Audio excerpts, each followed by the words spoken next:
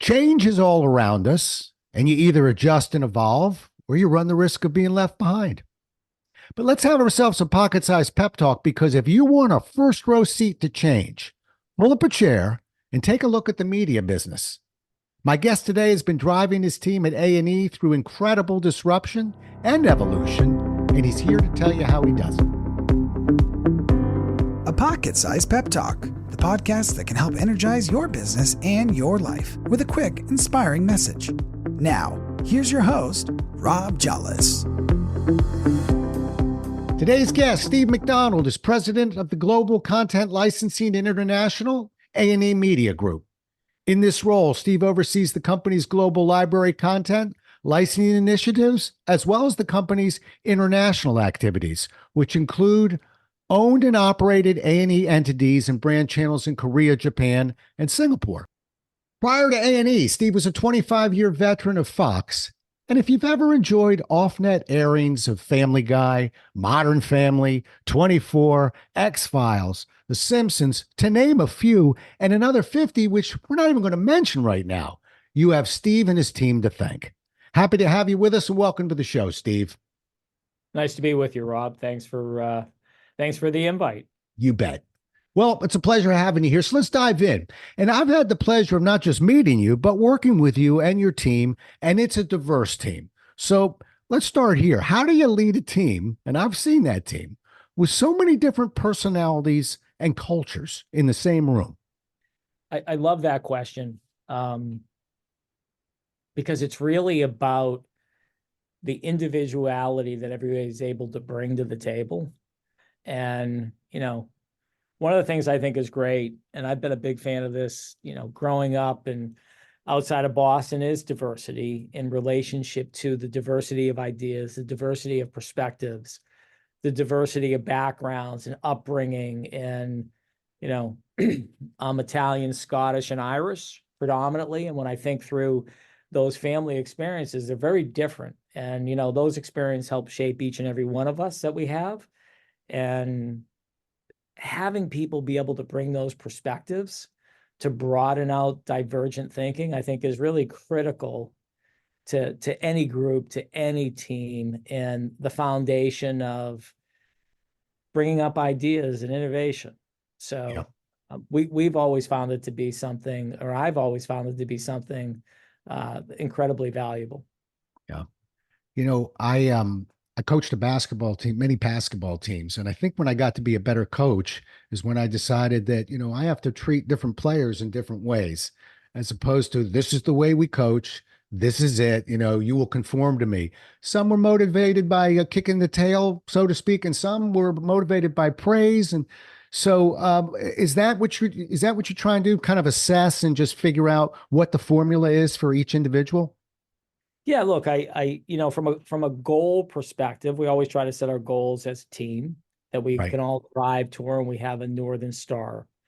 From there, it's about what role does each person on that team feed and have and get to innovate around. And, there's a conversation that you and I have had in the past, which is really about meeting people where they are. Yeah. And we can try to force people to meet us where we are. I can tell you that usually doesn't work out that well. The old saying that people care about you once they know you care about them. Yeah. And I think that's really critical to really helping individuals become their best and helping the team get to a place that helps drive that North Star forward. Yeah, makes sense. And then you have evolution. You have a business that's constantly evolving. So you got a lot of entrepreneurs. You got some managers listening right now. What's your best advice to lead a team? And we'll climb into it a little bit deeper. But Lord knows you've led them through some times of change, the pandemic, et cetera.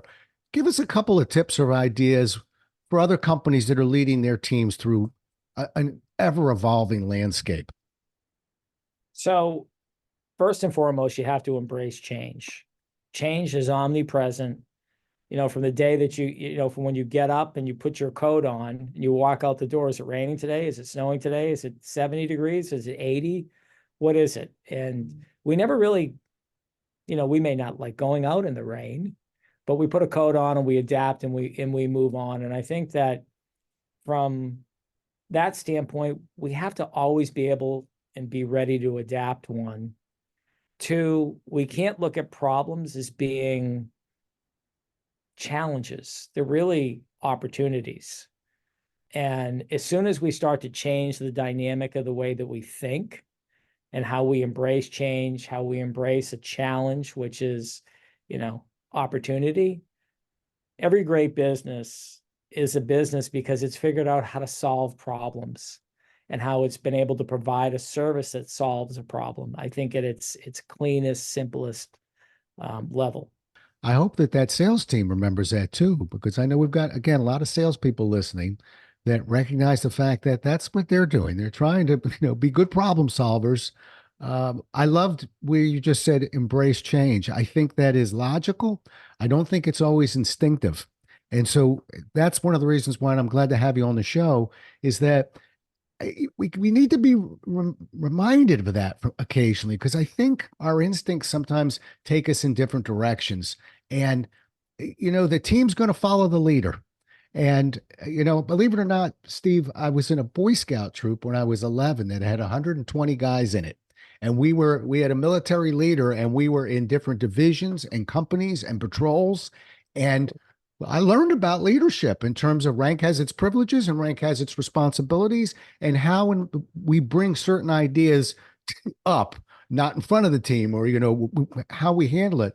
But I think that's really important that we have a leader that will embrace change, because they're going to follow your lead, Steve. And sometimes it's easy just to say, look, I don't agree with it, but that's what's coming down from the office. That's what we've got. And I see you smiling because that's just a recipe for disaster. I think that leadership, in a sense, can take many forms, whether you're talking to your team, addressing clients, speaking at town hall. I'm a process guy. You've hung around me a little bit. I like things that are repeatable and predictable. So you're leading multiple groups. I was a sales manager. I just led a sales team at Xerox. Are there some common moves that you make when you're in a leadership role? Look, I think that the common thing, putting aside the problems we talked about and getting comfortable with that, is really about, at the beginning of the day and at the end of the day, your biggest and best assets walk in the door and they walk out at night. And it's about the relationship that you form with each individual and that collective team that I think is the most critical part. So, it's really about those individual connections and forming a bond and a level of trust, right? Like if you go on a camping trip and you don't trust anybody around you, are you going to walk across that creek on that high, on those high logs versus, in terms of spirit and theoretically, you need to have somebody that is going to be there to catch you when you fall. Yeah. That isn't going to take and dwell on a mistake, but look at that mistake as an opportunity to have learned from. And I think that the first go-to is that human connection. Because if you don't have the human connection, you're not going to lead, you're not going to inspire anybody to do anything.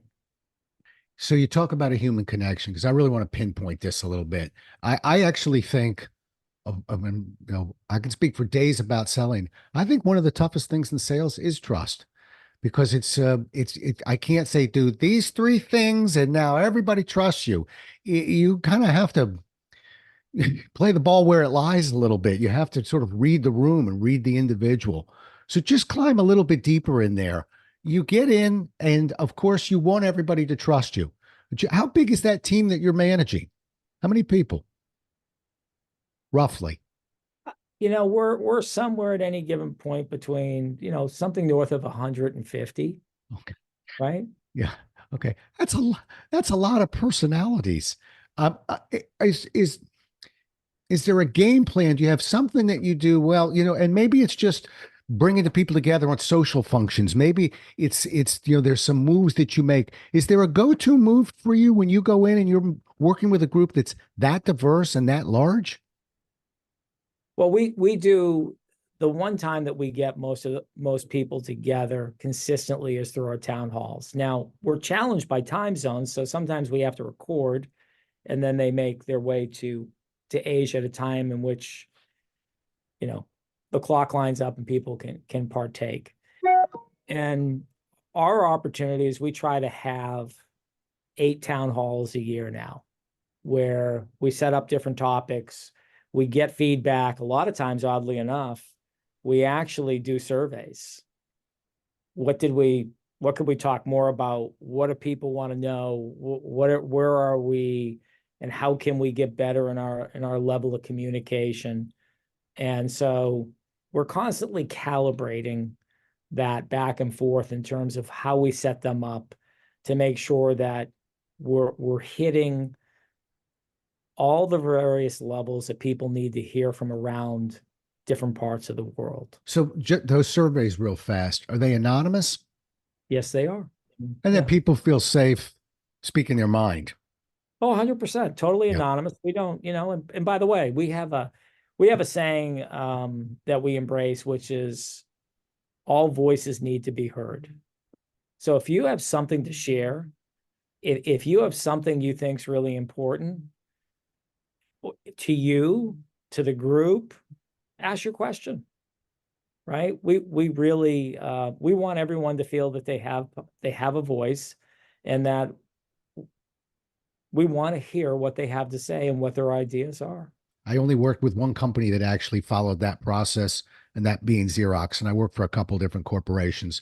And it was tremendous because it not only did it allow us to voice our side of things, but not that companies, we have to be careful. Sometimes we have a rogue manager. We have a situation that can get a little bit out of control. It's one of the reasons why I'm pretty sure, but I just wanted you to say it in terms of a safe environment to provide that feedback. When you do that, you're going to get honest feedback. And ultimately, obviously, that's what you're looking for. All right, let's move to the linear side of you, the traditional linear TV side, as you call it. You join A&E. You're tasked with finding ways to monetize that valuable library of theirs, in the U.S. and around the world. I'm assuming you had to tap into your leadership and sales skills. How do you not just make that shift over? But I guess I'm jumping back to change a little bit. There's a new sheriff in town. His name is Steve. He's got big dreams, big aspirations, and the industry is changing quickly. And you're we'll leave the pandemic for a minute right now. We got enough on the table in this question. But Right. were there a couple moves when you realized you're going to have to take them through change that you had to make? Probably more as a salesman than a manager, but some moves that you had to make.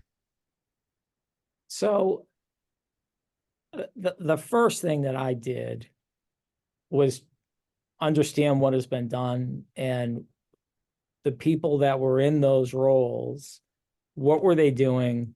Why were they doing it? Where had they succeeded? Where were their aspirations to kind of drive the ball ahead? And what were some of the things that they had done that really worked magically well, or were colossal failures, and what had they learned from it? So that's kind of where we started. Right.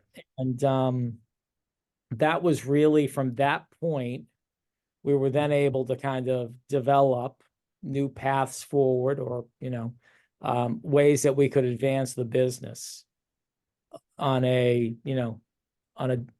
what I'll call in each one of the different business units, because we have a lot of business units that roll up into our division. And what I'm going to hear you say is one, there's an assessment of talent. You have to assess who's on this team that you've been given.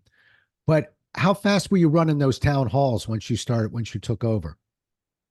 Actually, the town halls were born out of COVID. Uh-huh. And we needed a way to connect. And So we just innovated. Look, I don't think there's anything new there. I think a lot of companies did that. Um, and it's just something that we still embrace to this day, that we felt was really powerful. And some of those town halls will do our Christmas party, Right. and we'll bring talent in to do different events that actually lend themselves to Zoom, that have become a lot of fun. One of our town halls is, because we work in a creative environment, we have our independent film awards. And what people do is they submit a video of no longer than 3 minutes. And it can be them doing a trick with their dog. It can be them, skateboarding down a hill and, hopefully stopping that skateboard. But before it gets into the brink. But so we try to do a lot of fun things. I Right. read this article one time about, I'm not sure if the attribution should be given to Tupperware or Mary Kay. And they did different events, and they really kind of they glossed them up to be kind of cheesy fun, as I might call it.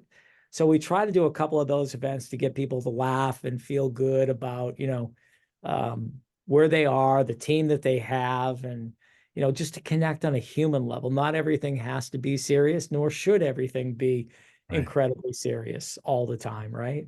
Right. Right. I think one of the greatest things that I can remember one manager did with me, with our team, was we we played basketball. He was not a youngster, and yet he put on his sneakers and did the best he could. But I got to tell you, that got our respect, mainly because he wasn't showing off his basketball skills. He just wanted to get in there and mix it up with the team, and I always appreciated that. Let's talk about your style a little bit. I'm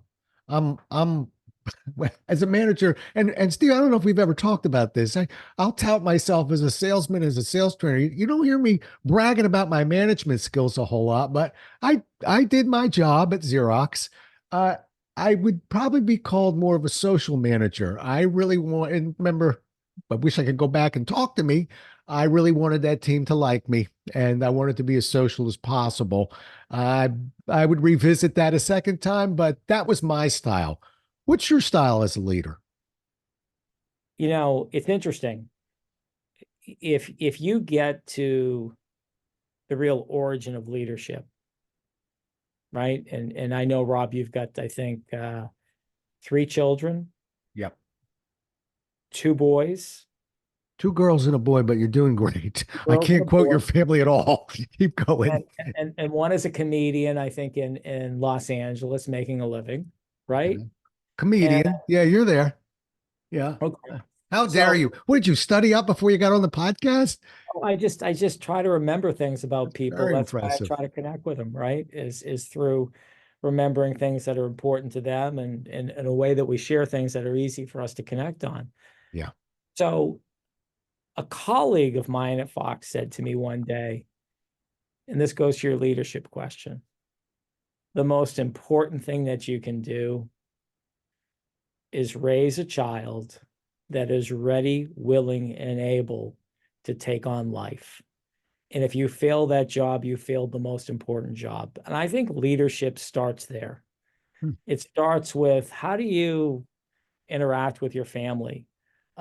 What positive messages, do you send to your family? And how do you inspire your wife, your son, your daughter?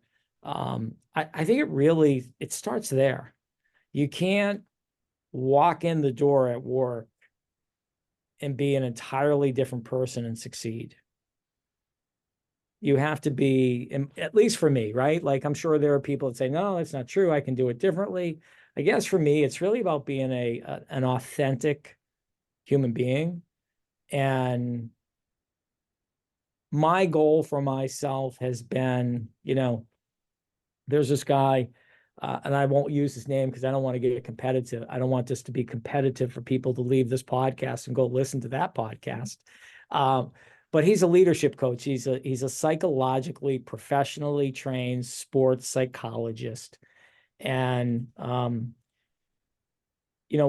he talks about how do you define yourself, his comment is, how do you define yourself in conflict and I won't use the terms that he uses because they're not necessarily appropriate, but put on the point in this moment, how do you define yourself and what do you stand for in as few words as possible? Right? And for me, it's an authentic, lifelong learner. Yeah. What defines me? That's what defines me. I'm an authentic, lifelong learner. And I come into every day trying to learn something new, trying to get better. And, that radiates out to my daughter, my wife, my team, my friends, my colleagues. And by the way, boy, it's been a long journey and I've only yet begun, right? Like it's a long process. Yeah. Well, and that's what I mean. It's funny. We can just go back into the Wayback Machine with Mr. Peabody. I'm dating myself, but if we can go back there, there's plenty of things I'd love to talk to a 32-year-old sales manager named Rob Jollis, and a brand new entrepreneur. But that's part of life. We learn it as we go. I also will tell you that I have my own very quiet way of assessing management frequently. I guess it could even be my teammates, which is I love to hear about the family. I love to meet the family. When I'm with an individual with a fully functioning family, I'm feeling pretty comfortable with that individual, particularly if they're my manager, because I think that there's a nurturing element to it. And when I hear it's very dysfunctional, and I think, well, we're a family here, this might be a long year. So it's not a perfect system of mine, but quietly, that's the first thing I look for is, okay, I want to do a little homework there. So we're lined up on that one. One more question on that one, I'll let you go. I don't know if you know this, but I wrote a book one time called The Way of the Road Warrior, Business and Lessons in Life from the Road Most Traveled. Point being, I was struggling. I didn't know it at the time, but I was keeping a journal because I was on the road a great deal, a lot. And I was struggling with balance. And I was doing my best, but I had that family of three that you called out.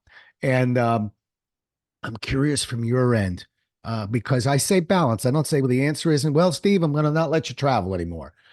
But how do you cope with, because I know you're a guy, you're a road warrior.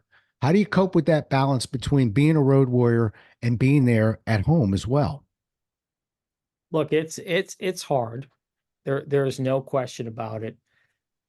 I think it's about, for me, it's not new, right? From before I met my wife to when I was dating my wife, it was a pretty constant thing. And for my daughter as well. And so, my wife would often joke, what's going to happen on this vacation? Because as we go to the airport on vacation, I'm on the phone. When we get off the plane, I'm on the phone at different times during the days. And I think it's good, bad, and it's right and it's wrong, meaning that my work life and my family life kind of they have separation, but at the same time, it's part of who I am. And it's part of what makes me me. And my wife knows that. Yeah. And she embraces that, right? Yeah. There could be a conflict there.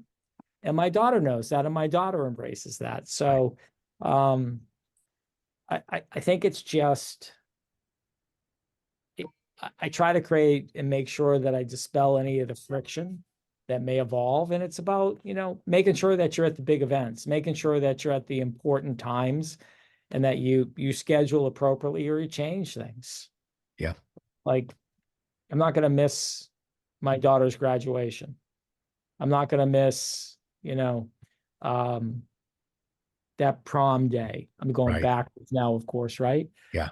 But those moments that I had my mentor said to me one day, he goes, Steve, they're never going to necessarily remember you were there, but they do remember when you're not there.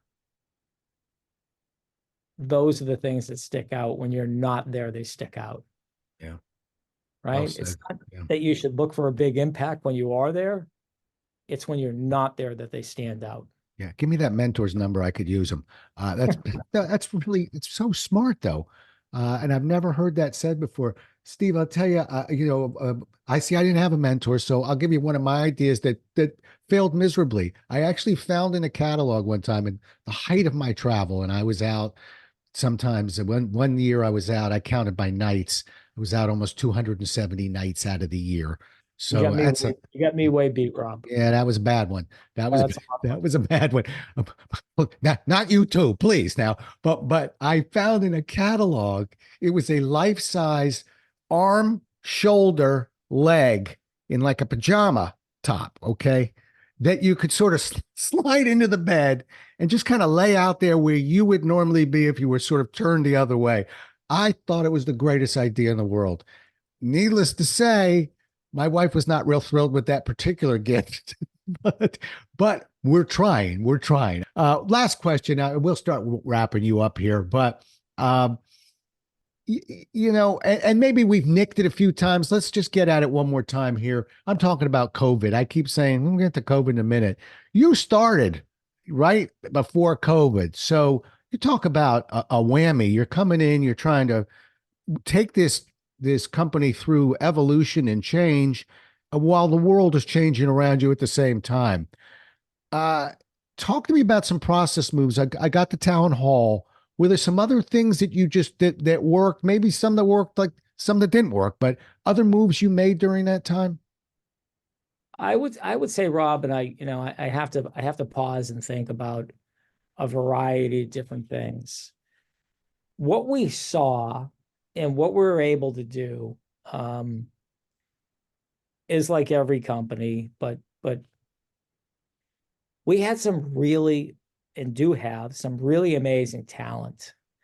And I actually think, like, everyone looks at COVID as this big negative, and on a global basis, of course it was.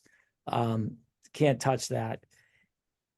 On the work basis, I felt like it gave people, especially early on, without knowing what this was and what it was going to go to, it gave having the ability to take on work and to take on different projects. I noticed gave people the ability to escape what was happening in the world, what was happening, in different parts of the country,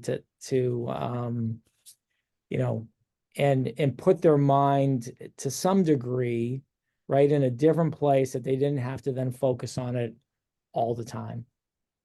And I think and believe to this day, we became much more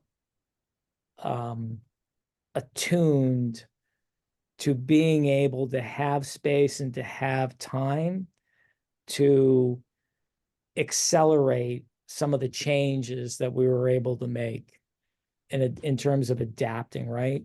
People had enough space to dig in, to work at levels that they hadn't worked. And I feel like through that process, we all worked more than we would have if we were at the office. Yeah. We weren't in the halls, we weren't at the coffee machine. And look, that isn't necessarily a positive, but we had safe spaces that we could then create and innovate and thrive around. And I thought people embraced that, whether they realize it or not. And the amount of work that was being done and the amount of innovation that was being done was really fabulous to see. And I believe that it's that work and that innovation and that time that really accelerated, our path in terms of our trajectory. Right. Right. And a compliment to you, Steve. You taught me something as well. And this is the classic of what we're talking about. I don't know if I could have spelled Zoom in 2019. I just really did it like once, seemed kind of kooky. Somebody wanted to do something or other. But you're right. My dad used to call it ripples in the water. When there's a ripple, good, bad, and different, there's an opportunity for change and an opportunity for conversation to problem solve. Where I'm getting at with you is when I met you, one of the things that you wanted to do from a training standpoint was, yeah, come on, do your show. Come on out here. You can put on your workshop, Rob. But we're not done with you. we we're gonna meet virtually, and we're gonna. I actually wrote an article after we did that called "Plant a Garden, Tend a Garden." We planted the garden in New York. We tended the garden virtually. After you taught me that, I've replicated that a half a dozen times. And I'm scratching my head going, how did that take me 30 years to figure out? Because it's so logical. Well, with change comes other things. Well, a quick one for you. How often in 2018 and earlier did you Zoom when you were speaking to your daughter or your wife from the road? A few times, but it wasn't Zoom. Right. It was, on my phone where you could video call one another, FaceTime. and that would happen once in a Yeah. while, right? Yeah. Well, right. Right. Me too. It was a loaded question, and I got to tell you, I should be paid by Zoom. I'm constantly going using Zoom like it's like it's a Xerox or a Kleenex, but no, they're just basically virtual. I almost never did it, and here we are having this conversation earlier about how challenging it is. Well, why? Well, I do it now. It's a more intimate, authentic way to have a conversation, and it's just one of many things that we learned. So, yeah, I think you, me, the rest of the world, we learn certain things from that. Okay, my friend. Last thing, and I'll let you go. Mentors. You were mentioning a mentor. You want to shout out for a mentor or two? Up to you. Sure. So I believe that you can find mentors at all different times in your life and all different capacities, right? And I think mentors play an incredibly important role. Some of them are unsaid, meaning that you may pick a person. One of my great mentors was a man named, and is a man named, Greg Midell. He's a man I met on a plane flying from Los Angeles back home to San Francisco at the time. And we landed up striking up a conversation, and the whole flight there, and one story after another story. And I was working in the radio business. He was the head of 20th Century Fox Television, the president. And we started a relationship. And 2 years later, I convinced him that he should hire me. And so 2 years later, I moved to Los Angeles and went to work at Fox. And about 9 months later, he left and he went to become the chairman of Universal Television.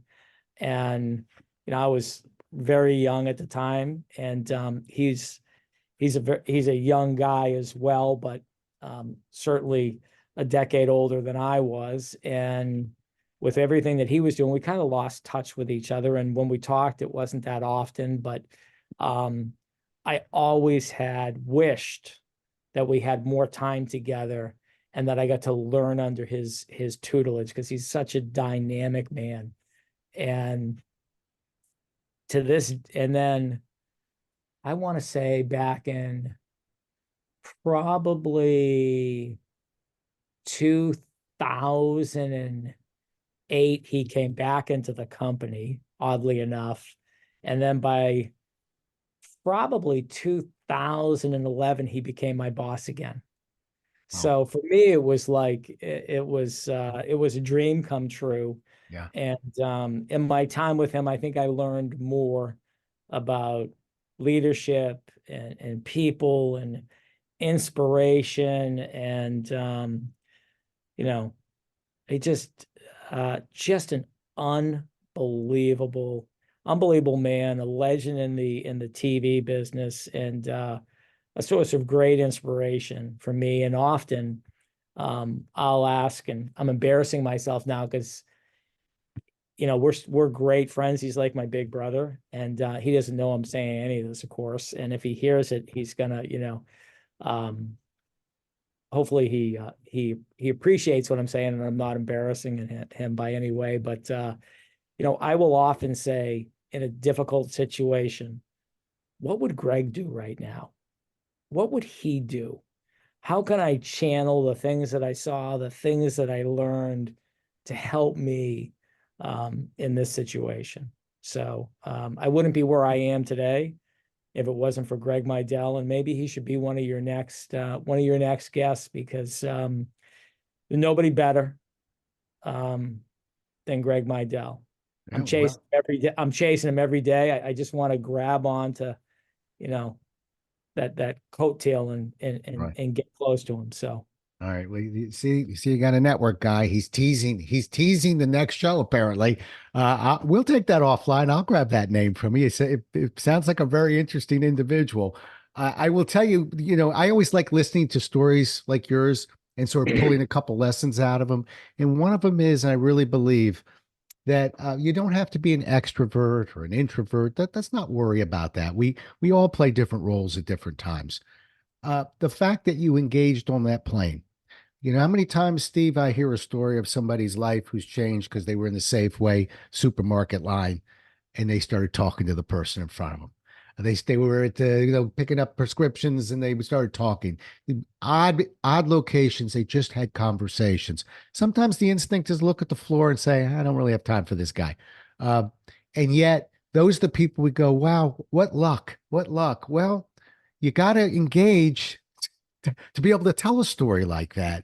And I think it's instinct versus logic. Very logical, not as instinctive as I'd like it to be for many of us. And so it's just another reason, particularly, I don't know if you know this, I help people in career transition for about 15 years. I volunteer. I can't tell you the number of stories, Steve, of the people who find their jobs because they talked to somebody who knew somebody who knew somebody else who knew somebody, but you can't be looking at the floor to have that conversation. Got to chin up. Well, you know where I got my job before the job in the airplane? In No. an elevator. A true elevator pitch. A true elevator. Yeah. That's incredible. Incredible. Well, you've said it all. And I will tell you, you told me about my 3 kids, etc. Well, doggy dad, outdoorsman, sportsman, skier, and father of 1. It's been good talking to you. I really do appreciate you taking the time to have a conversation with me. I really respect the team that you work with. I respect the work that you've done. I don't get this peripherally. I got to look on the inside, and believe me, that is a well-run machine over there, and you should be really proud. Thank you so much for coming on the show. Really appreciate it. And I appreciate that, Rob. I want to say one thing in closing. Yes, sir. The only reason I've been able to be good is because of the team that I've had that's great. Yeah. They make me look good every day, and all that really does come from them. And a heartfelt thank you to each and every one of them for all that they've done and all that they've achieved and all they continue to innovate around. They're my inspiration. Good. We'll leave it at that.